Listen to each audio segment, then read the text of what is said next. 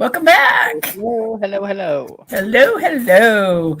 Well, welcome to this. Yep, Let's try that that too. again. Yeah. Welcome, truth seekers and trailblazers, to the Bigfoot, Wildman, and Boogers show, the podcast where shadows move and legends breathe, and Bigfoot might be closer than you think. Every week, we trek deep into the unknown, diving into eyewitness accounts, breaking down the evidence, and exploring the mystery behind North America's most mysterious cryptid. We're here to bring you real encounters and all the wild, weird, and wonderful things that go along with Bigfoot, wild men, and boogers. Whether you're a diehard believer, a backyard camper, or just curious, we're thrilled to have you with us. Before we begin, don't forget to like, share, and subscribe. That helps us grow the tribe and bring even more wild adventures out of the woods and into your ears. So now grab your gear, steady your nerves. Let's take that first step into the woods with Joe Johnson. Hey, Joe, how are you tonight? We're good. Yeah, we're very good. We're so glad you're here with us tonight. Absolutely. It's my pleasure. Well, good. So Joe, tell us how you got interested in Bigfoot. Well, I'm originally from Texarkana, Arkansas.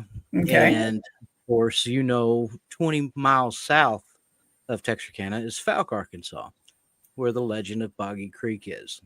Yep. I dated a girl in high school from Fouke and spent an extraordinary amount of time down there. On one of those occasions, we went parking as teenagers do. Yeah.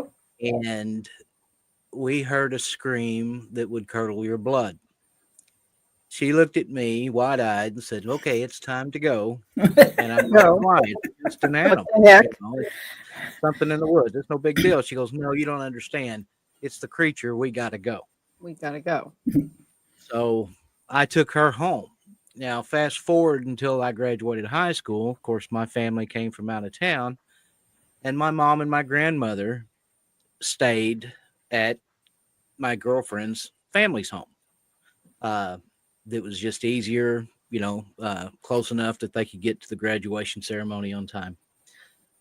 While they were there, just in the woods behind their house, she heard the same scream.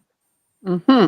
Wow. And she told me about it, and I was like, well, did you see anything? And she goes, "No, I never did see anything, but everybody kind of started acting kind of weird when we heard that scream." She said, "I thought it was just maybe an animal, a bird or something like that, that I had never heard before, didn't think anything of it until everybody started acting kind of weird, locking doors and blinds and that type of thing, Right. Shuttering the windows. Everybody's in. Exactly. So that's what got my interest up. Personally, I have never had a in physical experience. I want one, but I've never had it.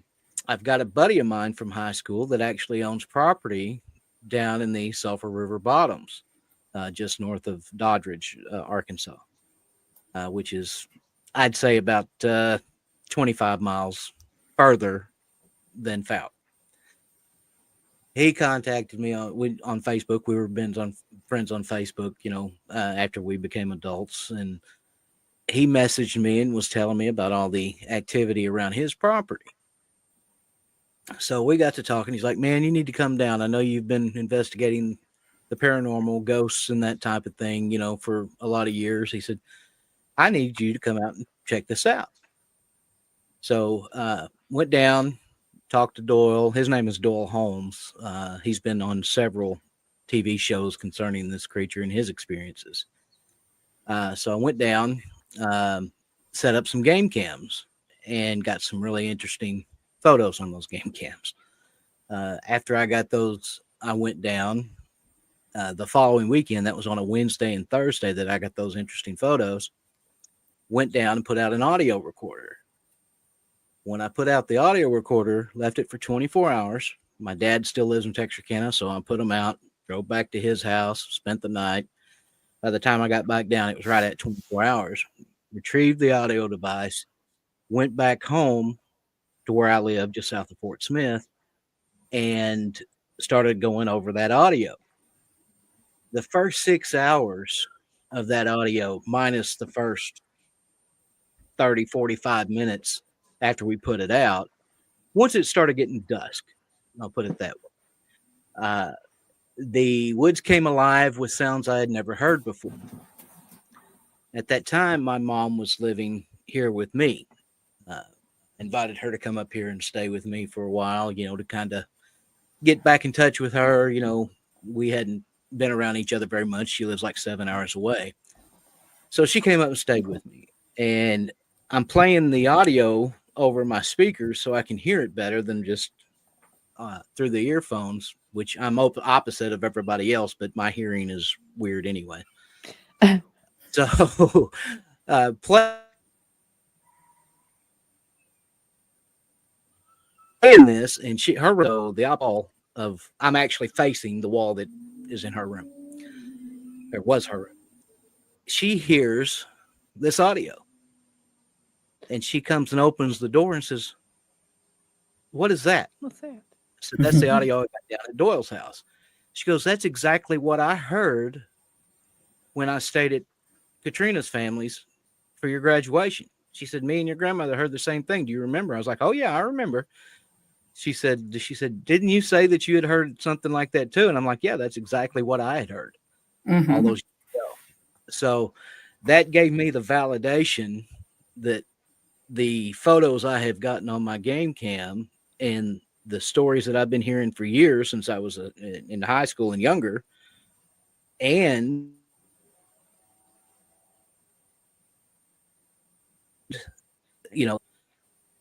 it gave me validation for all of that. So fast forward a little bit, Doyle got me in touch with Lyle Blackburn. And so Lyle Blackburn and I have gotten to be fairly good friends. So not this last Falk Monster Festival, but the one before. So I'd say that would be 2024. Lyle was the speaker. I'd been out in the woods all day long that morning of that conference. Doyle and I decided to go up there. I had a friend from North Carolina come down. She wanted to experience it. So we all go up to the Falk Monster Festival, and I showed him the very first game cam picture that I'd ever captured, which was an arm about looked like that in the camera on the picture, but it was a reddish brown, and you can zoom in and you could see the hairs all over the arm. It almost looked like a juvenile orangutan's arm. So showed that to Lyle, and his face just went blank and pale. And he's like, "When did you get this?" And I said, the date on it was, I think, in May or March, may have been March. And I said, so it hadn't been that long. He's like 2 or 3 weeks ago at this time, I think. And I said, "Yeah, roughly thereabouts." He's like, "That's the same time when I was in that same area of Doyle's property that I saw a reddish brown flash through the tree line in that, not very far away, about a mile away." He said, "So that just gave me validation of what I saw." Yeah. So he's like, "Can I document this? It needs to be documented." I said, "Absolutely." So I sent him the picture. And of course, we struck up that friendship right then. Matter of fact, I just saw him yesterday at the Arkansas Paranormal Expo.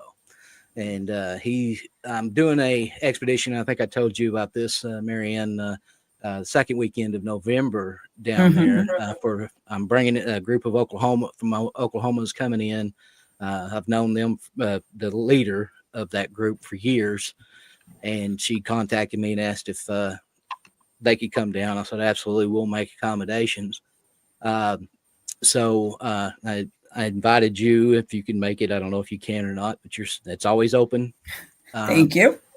And talked to Lyle yesterday, and he said if he can get away, that he's going to come down to check it out. So the activity has been off the charts. Doyle stays in regular contact with me whenever something unusual or strange happens. he's had lots of rocks thrown at his house the last several weeks. Most of the time, it's when they're smoking some meat on their little back area, which butts up against the woods. Wow. Which tracks. Yeah, exactly. So, besides that, his dogs actually went missing for about 4 days, and he raises now the Cane Corsos. Oh, big Yeah, dogs. the big dogs. Oh, Big wow. dogs. Yeah. So he raises them, and he has a male and a female and a pup, the only survivor of the litter. You know, it's not uncommon to lose a lot of the pups on a first or second litter, who is now just about as big as the dad, and the dad is huge. So they went missing for about 4 days, and when they came back, they were beat to snot. I mean, something had really given them the what for. And just prior to them going missing, he had heard a lot of howls and vocalizations behind his house in those woods. So, which his property is pretty close to the wildlife management area of the Sulphur River watershed. Yeah. So again, that tracks. He had told me a story early on about, and he's raised these Cane Corsos for 20 years or more. And he told me a story about a mom and a pup, her litter of pups that he had in a kind of a lean-to shed made out of tin to keep them out of the weather. And he come home, generally when they come home from being in town or whatever, the mama would come running out to greet them and then go back and, you know, like, come look at the babies, you know, type of deal. You know how dogs do. And went out there, and she never showed up. She never came up, which he thought was unusual. So he thought, I'll just go down there and check on them. He got out there, and the tin was ripped off, and the mom and the pups were gone. So he started looking. He thought, well, maybe a coyote or something tried to get in and tore it off. He said, but he knew better because the way the tin was tore off, it was tore off from the top, not the bottom. Yeah. So he knew better. But he said, well, let me just go down this trail where they generally go and chase wild hogs or a deer or whatever and see what I can find. Well, I believe he said about 30 yards, maybe 35 yards in, he started finding the pups, and they were dead. And, or what, let me rephrase that, what was left of the pups. But he couldn't find the mama. So he kept going. He started seeing droplets of blood, started tracking it, and there was a big puddle of blood. There was no dog. So he started looking around, and just by chance, a drop fell, and he looked up, and the dog was in the top of a tree. And just below where the dog was tangled into the branches, there was like somebody had taken blood and painted the tree. And when he got her down, she was twisted all to pieces. And the legs is what she had been slung up against that tree with, about 7 foot high, 7 to 8 foot tall. So she was beat to death and then thrown in the thing. And the only thing he can figure is that, you know, that normally he hadn't had any violent experiences like that with these creatures. But the only thing he can figure is that it got too close and started grabbing the pups, thinking they were rabbits or whatever, you know, easy meal. She went on the attack, so it attacked back and killed her. Yeah. So that's the only thing he can figure. Yeah. So on his property, does he have periods where there's less activity, or does he have activity year round? It's basically year round, but it slows. And the times it slows is when the heat of the summer, when the hottest part of the summer, it'll slow down. Yeah. Pick back up in the fall, stay really heavy, probably into the first part of January into December. Then it starts declining a little bit. He still has activity, but then when the spring comes around and it starts to warm back up, it really picks up again. And then especially when your blackberries come into ripeness, there's the neighbors have a wild orchard of wild plums. Oh, okay. When those come into ripeness, anything that we can normally go through and pick and harvest and eat, when those become ripe is when the activity really picks up. Okay. Now he said the last couple of years he's wanted to go down and with the neighbor's permission, because there's so many of those wild plums, pick a couple of bushels of them to make some plum jelly and that type of stuff. The day that they're ripe enough to pick, he's planning on going out the next morning. By the time he gets there that morning, every tree is bare, not a plum in sight. Yeah. And tracks all over the place.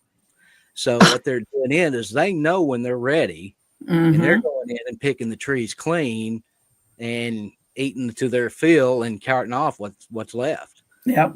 Absolutely. So, yeah. Absolutely. So a funny thing about it is a lot of people say, "Oh, well, the Legend of Boggy Creek movie was just a movie." Well, let me tell you something. I knew Charles Pierce. I'm good friends with his daughter, Pamela Pierce Barcelow. And that movie, although it did take some leeway, for entertainment value. Right. Every story in that movie is 100% fact. Mm-hmm. The people that told them are the actual people. Now, the enhancements for entertainment value was made in the way they shot it. Right.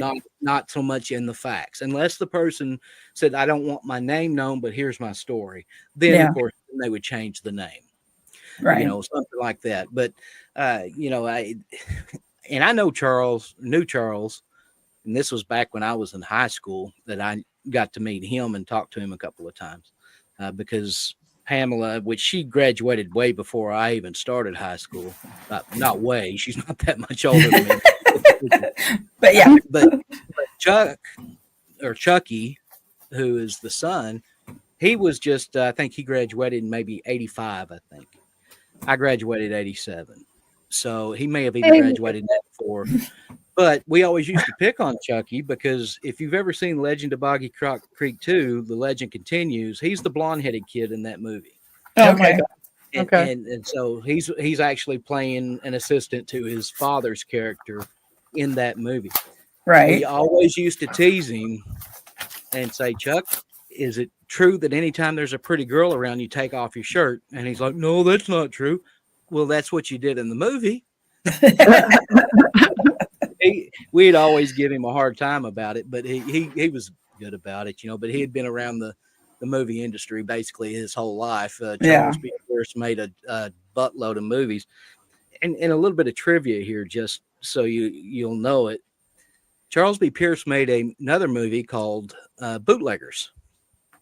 Okay. Kate Smith from Charlie's Angels. Yeah. The real pretty brunette that every guy, lusted over. Yeah. That was her first movie that she ever filmed. Was wow. Okay. So, and he's worked with a lot of people. He worked with Don Wells, so I mean, it's, the town that dreaded sundown. Yes. The town that dreaded sundown. Mm-hmm. That's about Texarkana. That's Texarkana. Yep. Yeah. And so it had Ben Johnson in there, who at the time was just a legend in the movie industry, so it's, this guy was legit as far as I think I'm going to be watching The Legend of Boggy Creek later tonight. Yeah. Yep. There you go. That's a good one. Absolutely. So we've got some pictures. Let's bring them up, and what we'll have you do is you'll just walk us through each one. So tell us about this one. That picture is me, Heather Amaro, and Phil Torres. I actually got to participate in the filming of the season 9, episode 2, the Beast of Boggy Creek episode. This was taken in Jonesville, which is another little small community near Falk. That is, we were right near the Sulphur River. I mean, it just was right there. And they had probably about 30 of us out there. and doing a grid search for Yeah. evidence. Now, I don't know if you've Mhm. seen that episode or not. I and that's have. Yeah. Yeah. okay. There's a scene where Heather's running up to a guy. That's me. Mm-hmm. And I've got a walk stick and I'm kind of doing this number, and looking at the ground and pointing out. I had actually found a trackway Mm-hmm. with two really good prints, but that area had flooded. So they were deep, but they were degraded. Yeah. Yeah. They were the shape of footprints, but they weren't worth casting. She took some 3D scans of them, but they ended up in editing taking those out, and you see her run over there, and then they show mussel shells, and you hear Doyle's voice talking about mussel shells. So that's one of those things, Yeah. So, but during the scenes, the background scenes of that grid search, you can see me several times. But I think my nephew watched it with my family down in Texarkana and counted me 8 times. So I'm like, I don't even know how many times I was in it. Yeah. There's Uncle Joe. That's right. Yeah, exactly. Okay, so tell us about these. Okay, these 2 pictures are 2 of my game cam pics that I got almost a year to date from the very first one. That I mentioned that looked like the arm. Mm-hmm. These were taken on 2 separate days. The one as I'm looking at it on the screen on the left, which you can see, it looks like a hairy man standing there just past the tree, was taken on Wednesday morning, 8:15, somewhere like that. The one on the right, which if you look further in between the 2 trees center screen, you see a black mass there. That is what we believe to be the same creature walking through and passing through, which it was taken roughly about the same time frame the next morning. Now, this camera is set up to take 3 consecutive pictures, but there's going to be a delay while the camera resets to take each picture. Mm-hmm. So that's why the only pictures I've got are not that much different. Right. They're, they snap, snap, snap, snap, snap. So it's basically just subtle movements. And these guys, as Rick calls them, the big guys, they move deliberately and slowly. That's why they're not noticed as much by somebody driving by and looking into the wood line or hunters in the wood line or whatever. They blend in so well that they have to be deliberate with their movements. Otherwise, somebody would see the motion if they're moving quickly and then notice them. Yes, absolutely. So these guys move really slow. And so these are the only 2 good pictures that I got out of those 3-second bursts. Mm-hmm. And they were a day apart, about 24 hours apart. And that's the 2 that prompted me to take the audio recorder down. Yeah. Now, the one on the right, my right, in between the 2 trees, the story behind that one is kind of interesting because I'd already shown Doyle the first one. Well, about 8:15, I get a notification. There's generally about a 5 or 10 minute delay between the time the pictures are snapped and I get the cellular notification on my app. And so I get this notification. You've got 3 pictures or however many. Yeah. So I'm looking at it and I see it and I zoom in and I can tell immediately what it is. About that same time, I get a messenger notification from Doyle. He's like, man, you're never going to believe what I saw this morning. I'm like, about 8:15-ish by the north camera. He goes, yeah, how do you know? I sent him the picture. He says, I'll be darned, you got it again. I was like, yes, sir. I was like, man, this is awesome. Yeah. So that prompted me. I'd always wanted one of those 360 game cams. So I went and ordered one immediately after I got off to talking with him. And it's out on the opposite side, more south than this one is. So, which I got a couple of interesting pictures on that. I'm not 100% sure if I sent you the interesting one.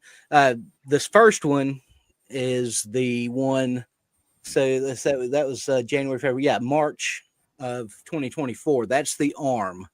Okay. And you can see the fur on it if you look Yeah. really close. Yeah.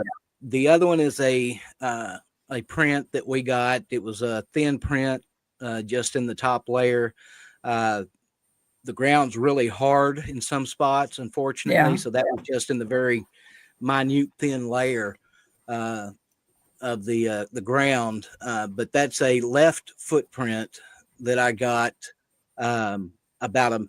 I'd say about 3 weeks before that game cam pic that's right next to it. Okay. That one, we found that print. I'm trying to think the best way to describe it. About 20 or 30 yards east of where the arm picture was taken. Okay. There's the one off my 360. Okay. So that one was taken. Of course, like I said, I just ordered the 360 camera and drove down and put it out on Doyle's property in a place that he calls the meadow, or the clearing. And it's not a very big clearing, but if you're ever down there, it's thick. Yeah. With the woods and briars and everything. So this is about the only clear spot that's natural, that other than, people's yards or whatever, which there's nearest neighbors about half a mile away from him. Okay. So the best thing that we can figure on this picture, if you look in the upper left-hand corner, you can see a nose, a mouth, a chin. That's a face. Yeah. That's a face. So the only thing we can figure is why it looks kind of distorted is with that camera moving, you can hear the motor will kick on and you can hear it whirring. Oh, it's okay. Like he was looking at it, and then it started moving and taking a picture, and he was moving away. Yeah. Spooking, and that's what caused that blur effect, that stretching. Yeah. So yeah. That makes sense. Yeah. I showed that picture to Ronnie LeBlanc at the Smoky Mountain Bigfoot Conference. He was there, which is where I also got to meet Ken Gerhard and Brittany Barbieri and one of your former guests, John, the Navajo police officer. Yeah. Yes, absolutely. There. Yeah. John Dover. John Dover. Yes. And anyway, I showed that to Ronnie LeBlanc, and his jaw just absolutely dropped. He's like, "Oh my God." He's like, and he's pointing out, the same thing that I just pointed out. He's like, "What kind of camera was this?" A 360. He says, "That makes sense because I can see the nose and the lips and the chin." Yeah, but his jaw literally dropped when he saw that. Yeah, I met him in West Virginia and had some video for him, and he was like, "Where did you get this?" Yeah. And that's one thing about Ronnie. He's always open to looking at people's evidence. Yeah. So he definitely does. Now, I also got to meet Dr. Meldrum, and I think that was maybe 2 weeks, just over 2 weeks before he passed away. So I was very fortunate. Yeah. That was, I got to meet him in West Virginia and spend some time with him. And we were actually talking about bringing him onto the show and into the conference next year. So unfortunately, we won't get to do that. I know. I think he was supposed to be at the Texas Bigfoot conference this year, but wasn't he? I think he was supposed to be with Craig Woolhe. Yeah, I know he had something, but I can't remember what it was. It was another engagement. Yeah. So, okay, what have we got here? Okay, so this is from my paranormal side, my ghost hunting side. This was taken in Abbeville, North Carolina. And believe it or not, it was an accidental photo.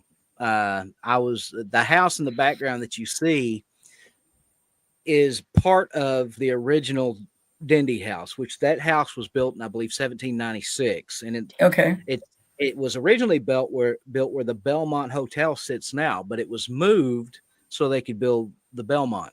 Okay. Which the Belmont is one of the most haunted hotels in the country. You just look up the Belmont Hotel and you'll find information about it. Yeah. So that house was built around the external kitchen. Back in those days, they would build the kitchen away from the main house just in case it caught fire and wouldn't burn the whole house down.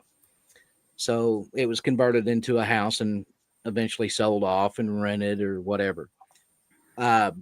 So these are cinder blocks that are right there in the foreground. Mm-hmm. You see the window, which is just to the left of center. Yeah. And then if you look, you'll see, looks like a little gray box. And then you'll see Mm-hmm. what looks like a shrub or a bush. Mm-hmm. Right next to that bush, you'll see a figure. And With the it's red zoomed in on eyes. the other. Well, you know, you see that in the window, but if you look to the right behind the Yeah. No, I'm looking cinder over block, past, the shrub there. yeah, There's a dark form and it looks like it has those red eyes. right, So, there's that, yeah. but there's also a man standing there, and he looks to be wearing, and from the style of around the Civil Wait, War era. there he is. Yeah, it looks like he's got his elbow bent. Yep. Like he's Yeah. Yeah. like that. So, and what brings credence to that picture and validation to that picture is the grounds that the Dindy house and that house now stand on was the original armory property for the War of 1812 and the Civil War. Oh, okay. So That track. so as a matter of fact, they call Abbeville the birthplace of the Confederacy. Okay. So there's a ton of activity there. But I didn't have a picture sent to you. I've got the pictures and I forgot to send them. But across the street from the Dindy house is the old courthouse and jail, Mm-hmm. which is about 3 stories tall. That jail has some horrible stories behind it. They used to do the executions of condemned prisoners inside on the 3rd floor. Oh, wow. Okay. The jail didn't matter if you were male, female, violent, nonviolent, child, whatever. If you were sentenced to jail, you went in that same jail with everybody else. Little kids wow. could be in the same jail cell with a rapist. Oh, good grief. Okay. Yeah. And so terrible things took place in that jail. Yeah. We were doing a kind of spur of the moment, not really an Estes method, which if you don't know what an Estes method is, I'm walking away, earbuds in, Mm-hmm. listening to a spirit box, and another person is X amount of feet away. In this case, she was about 20 yards away, asking questions. And I would call out whatever I was hearing through my earphones or my earbuds. The property caretaker that also takes care of this property that you see in the pictures was talking about, we know there's graves out here from prisoners that were executed, but we don't know where they're at. That's been lost to time.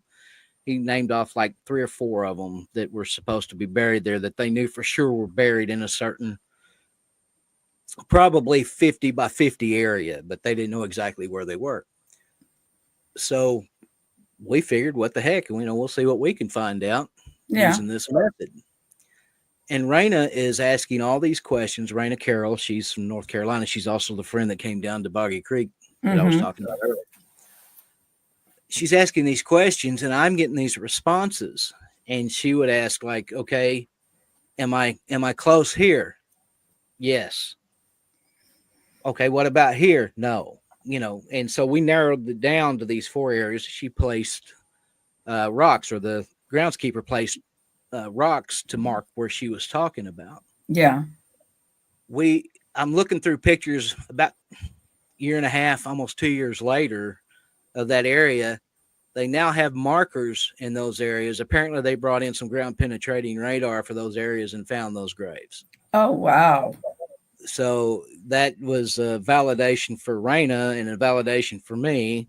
I'm not going to go into the details about what some of these spirits were saying. Just imagine you're talking to probably dead convicts. Oh, yeah. It's quite the colorful. They were not friendly at all, especially towards Raina. They called her a few choice names. But she didn't mind. She was used to it. In her line of work, what are they going to do? Yeah, right. Yeah. What are they going to do to me? Yeah. So exactly. That's the story behind those pictures. Okay. All right. So let's see. Do we have? Yeah. Okay. Yeah. this picture, I have to say, an undisclosed location in Arkansas here. It's close to where I live, but I mean, everybody knows about this place. It's an old hospital. So, we'll suffice to say, if somebody is into the paranormal, they can figure out where it's at and what it is. But it's not open to paranormal investigations anymore because they had some unscrupulous paranormal investigators go in there and run it for everybody. But as you can see, I got a red circle. This was back in 2007. And I circled it because it's a lot of people couldn't see where it was at. They were looking low because I'm zoomed in on the excuse me, the glass door. So they couldn't particularly see where it was at. But if you look towards the top of the circle, you'll see like a white line going through. That is the power cord for one of the old gas style Dearborn heaters that they had mounted towards the top of this hospital, which would heat the hallways. So if you look at the end, as you're looking from left to right, where it starts fading away, you'll see a face. And then you'll see a neck, you'll see a shoulder, you'll see it looks like arms crossed, and then nothing at the bottom. It looks like it fades into nothing as the further down you go. But that is the best that we could figure is a nurse that worked on that floor. We couldn't get any certainty towards a name or anything like that, but the style of dress that we could discern in this picture matched the type of nursing uniform that they would wear back at the time that this was the type of hospital it was. Oh, okay. Yeah. Interesting. Yep. I've been lucky enough. I've had a few good experiences in my life. Now, this other people would be like, okay, I'm not sure that's good, but yeah, I get what you're saying. I'm right there with you in the middle of, whatever we definitely do.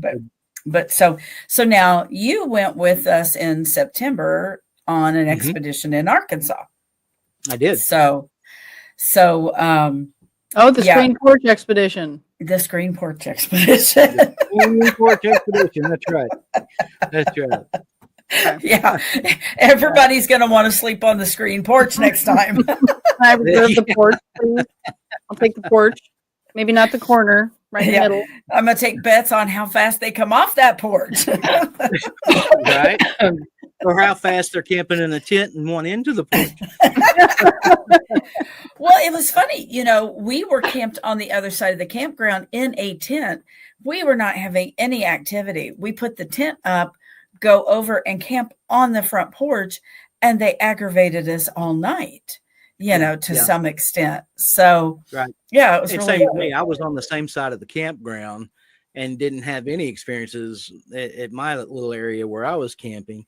But boy, across the way, they were sure having a blast, apparently, and it's the funny part about it is when I guess it was Saturday night when we had gone out for about an hour, because our plan was, since so much activity was going on at the campground, we'd make ourselves scarce for about an hour and then come back and see what kind of activity would happen.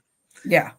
So me and the other guy that I was with, and gosh, I'm so sorry, I can't remember his name. We went up and we just sat up above on the road, where down below us was where that cabin was in the camp. Yeah. So it was over there by the just past the clear cut and just down a little bit, just past where all those looked like water pipes or something were. Yeah, it was David the one you went with? Yes. He was from Texas? Yes. Yeah. Yes. Okay. It was David. Not water pipes, poles. Something long and round. How's that? So we were sitting out there, and I was sitting on the tailgate of his truck, and he was sitting in a chair. Well, he had gotten up and was like, hey, I'm going to walk down the road for a little bit. And I'm like, okay, fine. I'll sit here and listen, and kind of check around this area in case something's coming up behind us. You'll see going that way. I'll see coming back this way. Yeah. So while we're sitting there, he starts hearing, movement in the woods on the opposite side of the road from where we were at, which was the opposite side of the road from the camp. And I was hearing movement between where we were parked and the camp. Mm-hmm. And there was a couple of times I saw, or assumed I saw, out of my peripheral some movement just real quick. Mm-hmm. So I can't say that 100% that what it was. It may have been just a shadow from somebody using a flashlight somewhere else or something. But the sounds and the movement were there. We did hear a few rock falls, Mm-hmm. Something throwing rocks. About that time, we decided, okay, it's been about an hour. Let's go on back down to camp. And we're sitting there visiting with the ones that had stayed at camp, and the rocks start hitting, Yeah. And so what long after that, everybody else started slowly coming back in, and we're sitting around the fire. And of course, you know how it went after that. The rocks were hitting, and Yeah. it was crazy. It was interesting, of course. And then the night before, Friday night, I'm sitting behind the restroom with Sunshine's husband. Oh, Tony. Tony. Yes. And we're sitting there and, talking. She's in the tent, trying to get some sleep. Mm-hmm. And he and I are sitting there talking. There's about 3.5 foot between us. And all of a sudden, blam, right in between us, a rock hits the back of the building. Yeah. Well, he gets up and is like, what was that? And I'm like, I don't know. I think it was a rock. About that time, I'm hitting the foot with a rock. Something hit the ground just by my foot and bounced up and hit me in the foot. Wasn't long after that, Sunshine's on the radio. Well, y'all guys quit moving around the tent. And we're like, he gets on his radio, like, we're not. About that time, Dennis comes over and he's like, are y'all walking around the tent? We're like, no. And he goes, they say they're not, So Tony goes down to check on Sunshine. Of course, after that, there was nothing else going on. But, we thought it was pretty interesting that she's hearing footsteps and movement around the tent. Mm-hmm. And we're getting rocks pelted at us, Right. So well, that's great. Richard and Drew were sitting on the back porch. And I can't remember if it was Thursday night or Friday night. They're on the back porch of the cabin, and it's only probably about 6 feet wide. And they're sitting there, and there's one thrown between their head that bounced off.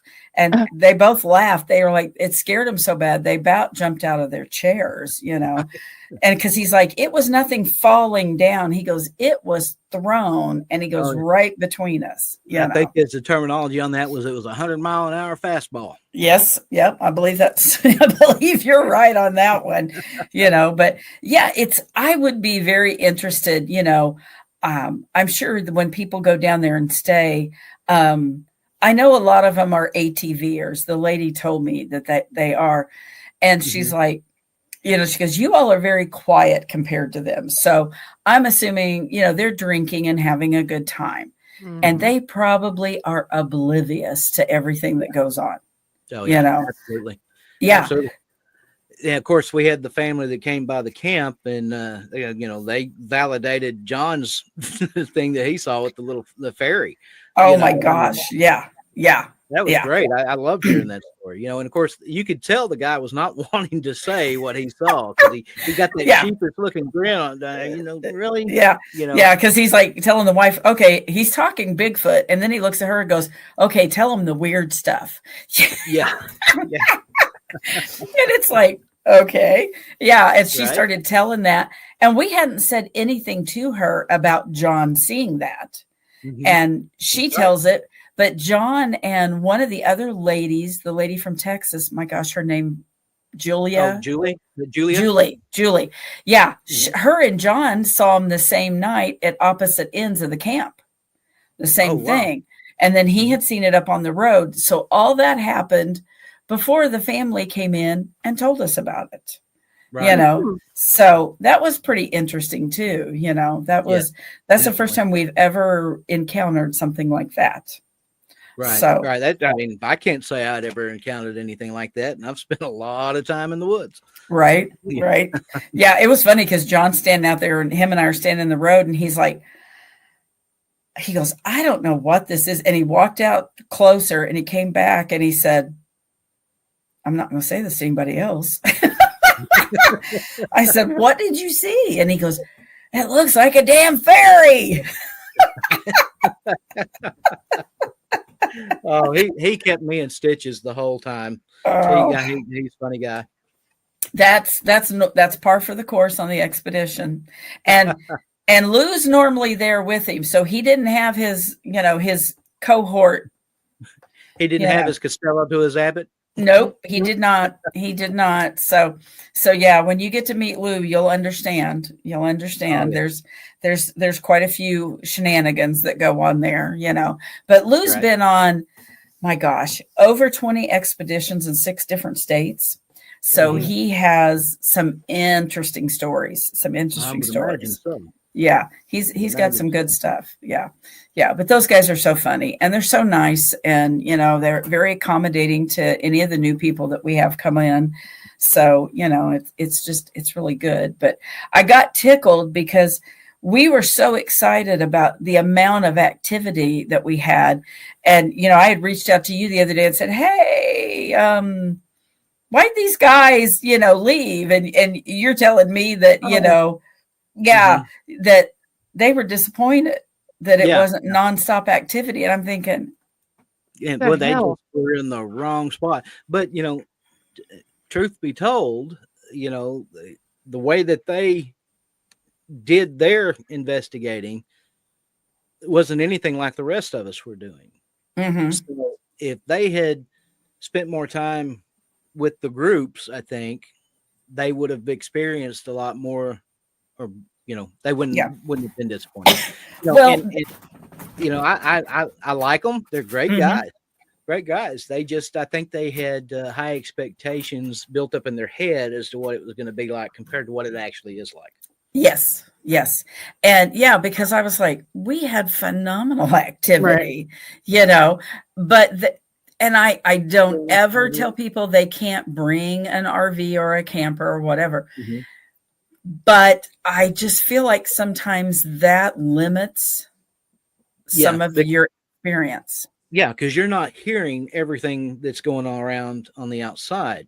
Yes. In a tent or, even a small, like I stayed a couple of nights in the back of my Tahoe. Mm-hmm. Just simply because my tent was filled with water. But it did rain on us a little bit. Yeah. A little bit. Yeah. Yeah. But even in that, I could still hear stuff going on outside. Mm-hmm. It's just too much insulation in a motorhome to hear as well as you really need to. Yeah.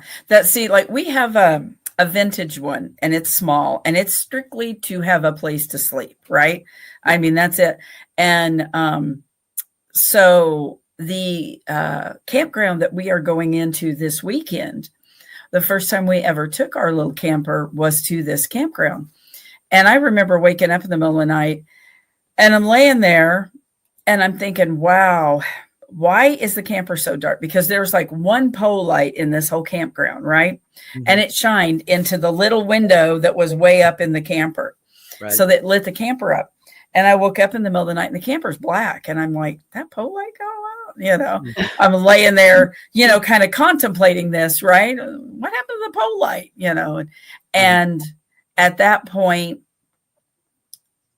all of a sudden the pole light's back because whatever was in between it was gone. Yeah. Yeah. Oh, and so I'm laying there going, okay, if I try to jump over my husband, get out of this bed and get out the camper, I'm going to make so much noise. I'm going to wake everybody up. Right.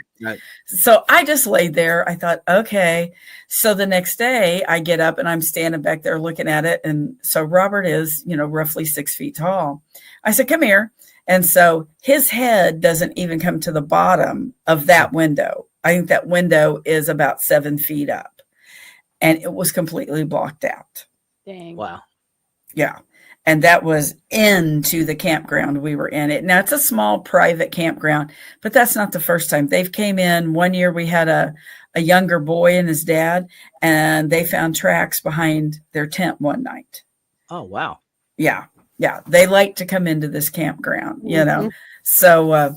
So yeah, it's like I mean, I like my camper sometimes, but I tell you what, I've had more experiences up close to the tent, Mhm. Yeah. So it's like if you can tent camp, I Yeah. mean it helps. It helps. But anyway. Well, Joe, I'm so glad you came on, shared with us tonight. I have a feeling we're going to have more stories to share going forward. Yep, absolutely. More. Absolutely. Yep. Yep. More stuff. So, we'll have you back on another night after, some more of our, Shenanigans. yeah. Well, and he got to meet Levi, so he knows about the Levi shenanigans. Oh, yeah. Speaking of which, will you give Levi my contact information? Absolutely. Yes. Because we meant to exchange information, and apparently we Okay. brain farted. I will do that. I'm going to see Levi this week, so I will definitely pass that on to him. So, Thank you. So you're welcome. Absolutely. So thank you so much for coming on. And like I said, we will be seeing you in the future. Absolutely. Thank you for having me. Thank you. Okay, tribe. That's all for this episode of the Bigfoot Wildman and Boogers Show. Thank you for wandering the woods of Missouri with us today. Or Arkansas. Yeah, Arkansas, Oklahoma, Missouri. Oklahoma, everywhere. Yeah. If you enjoyed today's encounters and want to keep these legends alive, don't forget to like, share, subscribe. It helps us keep track of the wild and legendary encounters that make this place so special. We'll be back soon with more mysteries, more encounters, and maybe a few surprises hiding in the shadows. Until then, keep your boots muddy, your eyes on the tree line, and remember, show me your Bigfoot.